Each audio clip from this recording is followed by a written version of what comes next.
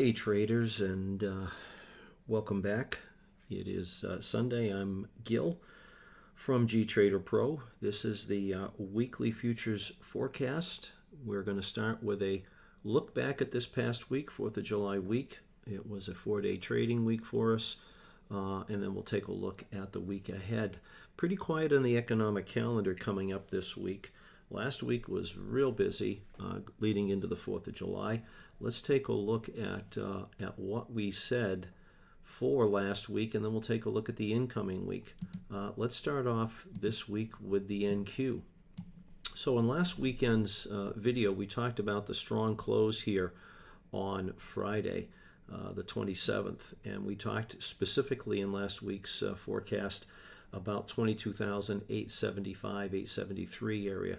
We can see Monday opened up and went right to it. This was one of our targets for the week, and they hit it first thing on Monday morning. So the strong close, it wasn't a huge move, but it was a good call nonetheless to get up to 22,873. And as I was just saying, you can see that indeed was where they opened up. Right on it. They gapped up and hit it right off the bat on Monday morning. Certainly later in the afternoon they spiked it. Very difficult level to close above, and they gave us a nice pullback into Tuesday. We were looking to be long. We did get long. The perfect level to test and hold, as we also said last weekend, 22,565. Everything above here was going to be bullish. We did some long entry work on Tuesday down in this neighborhood, and it worked out great for our subscribers and our members. We had some really good trading last week in the live rooms, and we can again see into the end of the week Wednesday.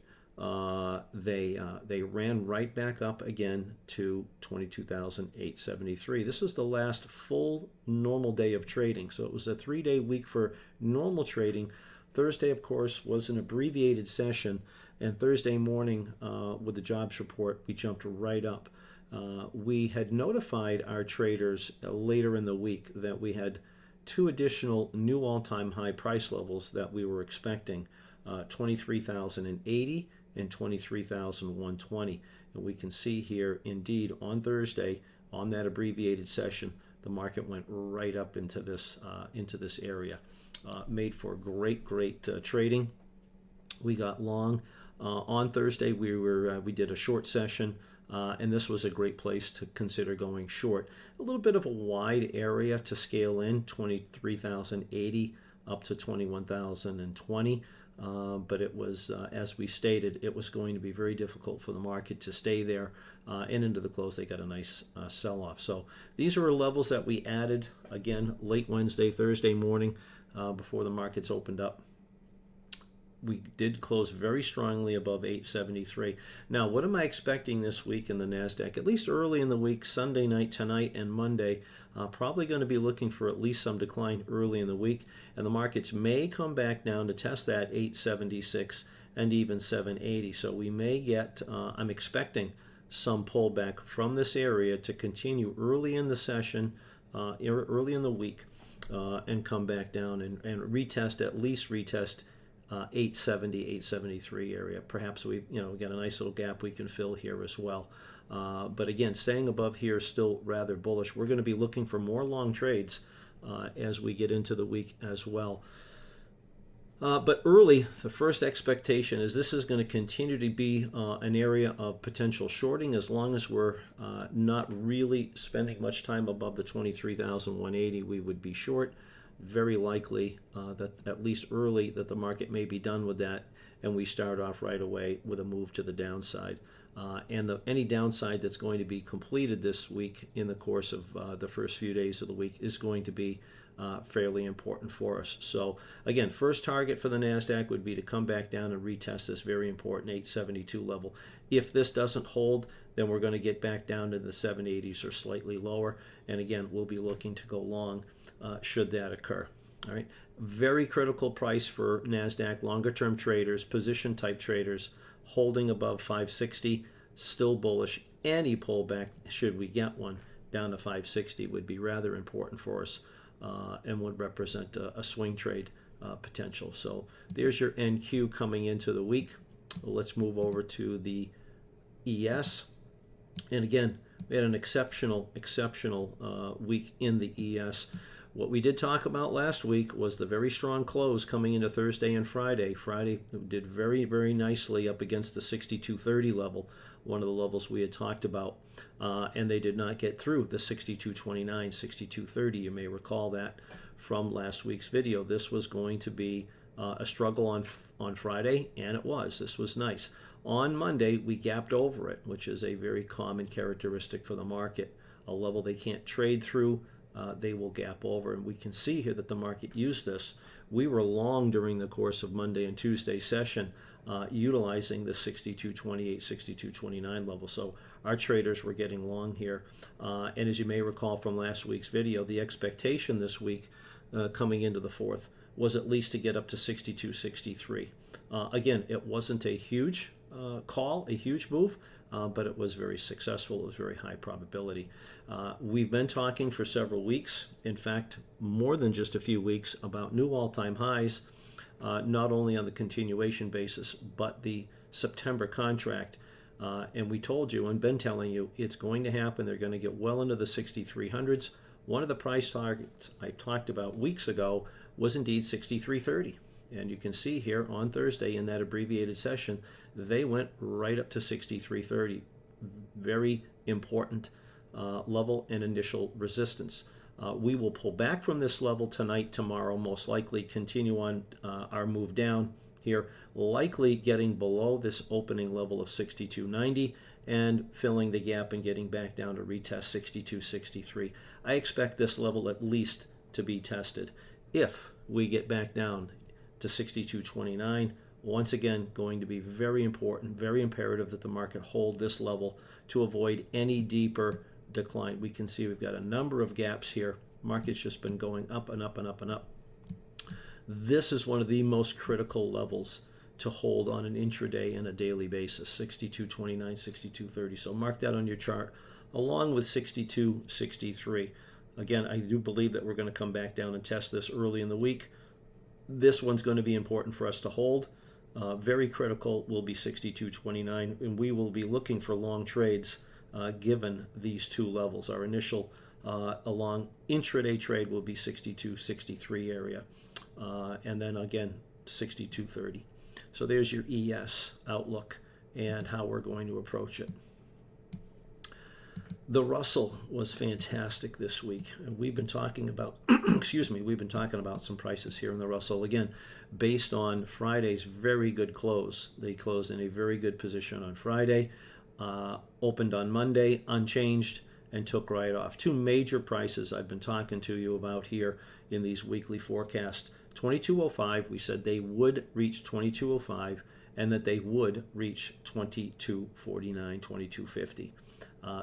These were levels absolutely that the Russell was going to reach. It was just a matter of time.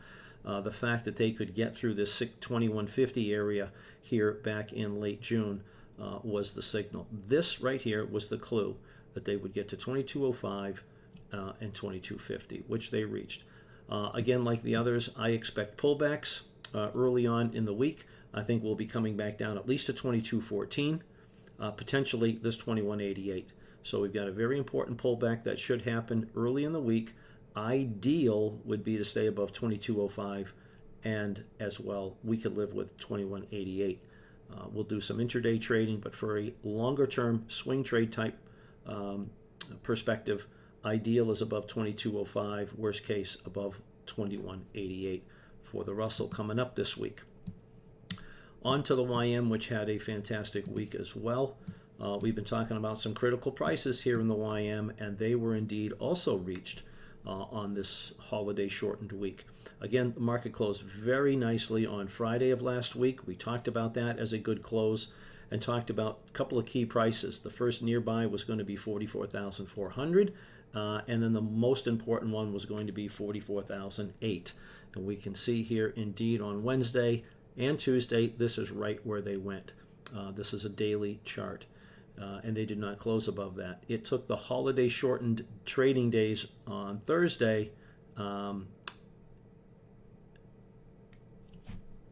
That's interesting.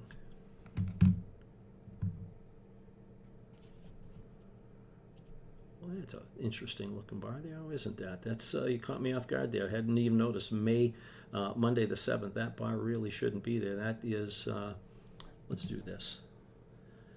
Let's just change this just for a moment, everybody. Hadn't noticed that previous. Monday, July 7th. How can you be printing a Monday, July 7th bar when it's Monday, July 6th? Isn't that interesting? Could have a little problem there. Well, let's go back to our normal September chart. Oh.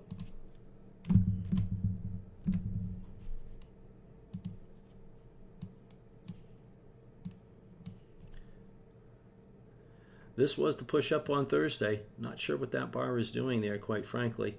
We're going to take a look at an intraday chart here in a minute, but this is the all-time high in the basically in the continuation, 45,200. They ran right up to the continuation all-time high. So this was a nice push up. This for me is the critical price to maintain now, 44,000, 8 and change, 844s, 840s. I do believe that the YM is going to come back down to test 44,400. We'll see if that does. Again, we've got an expectation of some pullbacks in the early goings of this week. So certainly if we were back up there, this would be very compelling. I want to switch this chart for a moment to a 60-minute chart. Let's take a look here. RTH. That's more like it, yeah.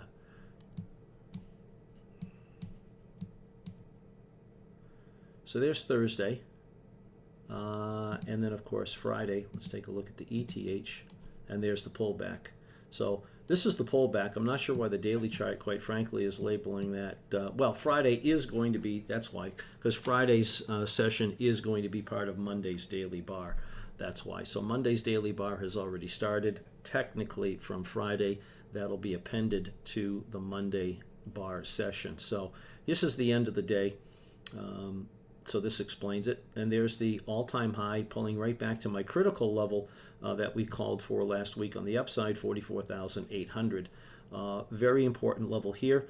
If we open below this level of 44.8 on Monday, and if we're trading below here, this is one of the levels that opens up about another 400 to 450 point decline. And I think that this has got some reality to it. Very probable that we're going to come back down here on Monday and hit these levels. And I think that's a look at the 4 indices. Let's take a quick peek before we leave at gold and crude and see what we said about gold last week. Again, gold was coming down. In the previous video, we talked about gold coming down to 32.80 and wanting to be long based on holding this close above 32.80. We wanted to be long and would stay long. And we got long on Monday. Traders who wanted to be long for a swing trade in gold utilized the 32.80 level. They had to close daily above that level. We expected them to do that. They did. There was a pullback, but they closed very, very nicely. This was the target for the week at 33.80, about a 100-point advance. And we came up just shy of it on Thursday, just literally a few points, but that's pretty nice. So it was a real nice advance. We suggested our traders who were in gold take some profits there. Ultimately, I do think they're getting to 3,400. This week, what I'll be looking for is to hold the level of 33.16, 33.17 on a daily closing basis. As long as we're now holding here, we would go long once again, look for 33.80, and ultimately a finishing move up to 3,400 during the course of the week.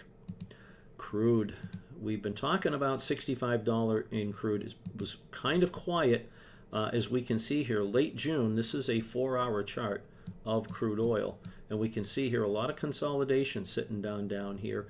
And we talked specifically that eventually they were going to have to show us some love, as I like to say, some support on 65, or they would fail. If they failed at 65, the target was 61. Holding 65 and we can again see that the market moved back and forth around it, really making up its mind. Clearly on Wednesday, they made their clear decision. I believe that crude is now on its way up to $69, It is very critical to hold 65, however, for that forecast of $69. So with crude above 65.30, 65.40, you would go long, and we'd be targeting $69, perhaps as early as this week. If we get any kind of real failure at 65 and inability to get back above it, then we open up the door to the 61. So we really do have crude in a position. It has to run to 61 or it needs to run to 69. These are the two absolute price targets. And as long as we're above the middle here at 65.37, this level right here, I'd be targeting 69. And so there's your crude oil and your gold. So I think that's going to wrap it up. And appreciate you being here. Thanks for watching. Hopefully you find these videos helpful. If you do, don't forget to like and subscribe so you don't miss any updates. And again, I'll invite you to join our completely free Discord server, our community for daily insights, and our trader chat throughout the trading day.